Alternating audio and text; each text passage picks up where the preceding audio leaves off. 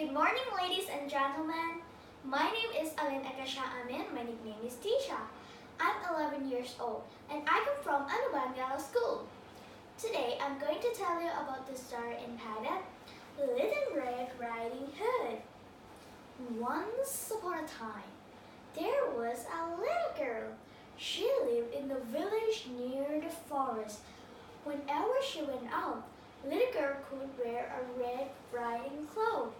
So everyone in the village called her Little Red Riding Hood. One morning, Little Red Riding Hood asked her mother if she could go to visit her grandmother, as it has been a while since they've seen each other. That's a good idea, her mother said. So they packed a nice bucket for Little Red Riding Hood to take to her grandmother. When the basket was ready, little girl put on her red cloak and kissed her mother goodbye. Goodbye, Mommy! Remember, go straight to Grandma's house, her mother cautioned. Don't dawdle along the way, and please don't talk to strangers. The woods are dangerous. Don't worry, Mommy. I'll be careful. Goodbye, Mommy.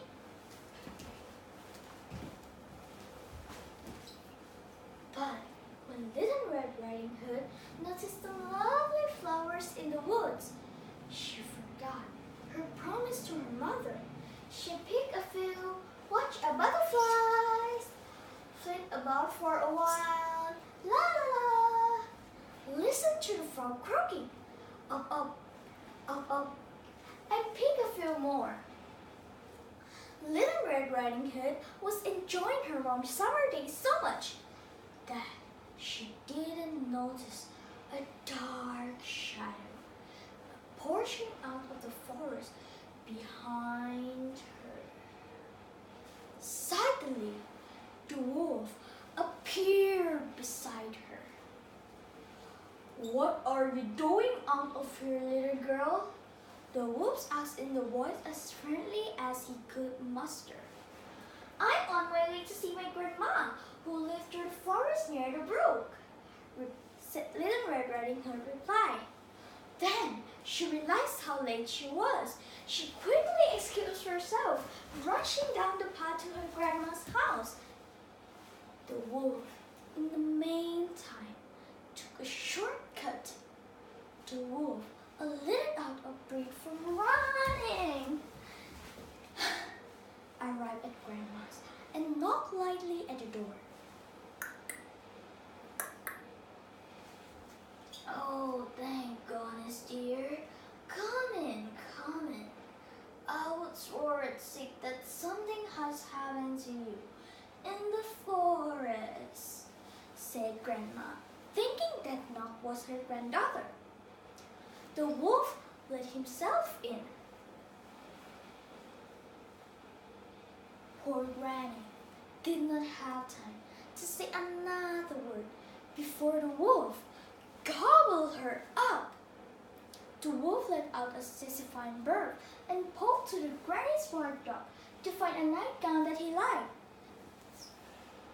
He added a frilly sleeping cap and, for good measure, dabbed some granny's perfume behind his pointy ear. A few minutes later, Little Red Riding Hood knocks on the door. The wolf jumped into the bed and pulled the cover over his nose. "Who is it?" the wolf asked in a crackly voice. "It's me, Little Red Riding Hood." "Oh, how lovely. Do come in, my dear." When Little Red Riding Hood entered the little cottage, she scarcely recognized her grandmother. "Grandmother, your voice sounds so odd. It's something matter?" said Little Red Riding Hood. "Oh, I just have a touch of cold," squeaked the wolf, adding a cough at the end to prove the point. "But grandmother, what big ears you have," said Little Red Riding Hood. "The better to hear you with, my dear, replied the wolf. But grandmother, what big eyes you have, said Little Red Riding Hood. The better to see you with, my dear, replied the wolf.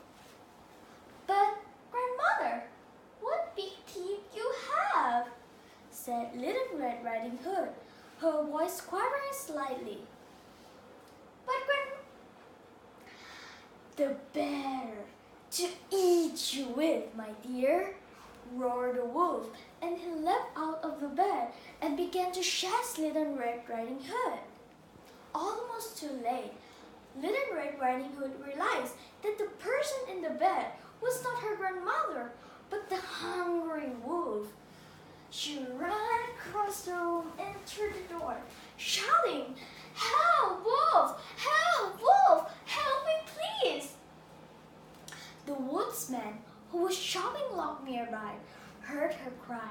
He ran toward the cottage as fast as he could. He grabbed the wolf and made him spit out the poor grandmother, who was frazzled by the whole experience, but still in one piece.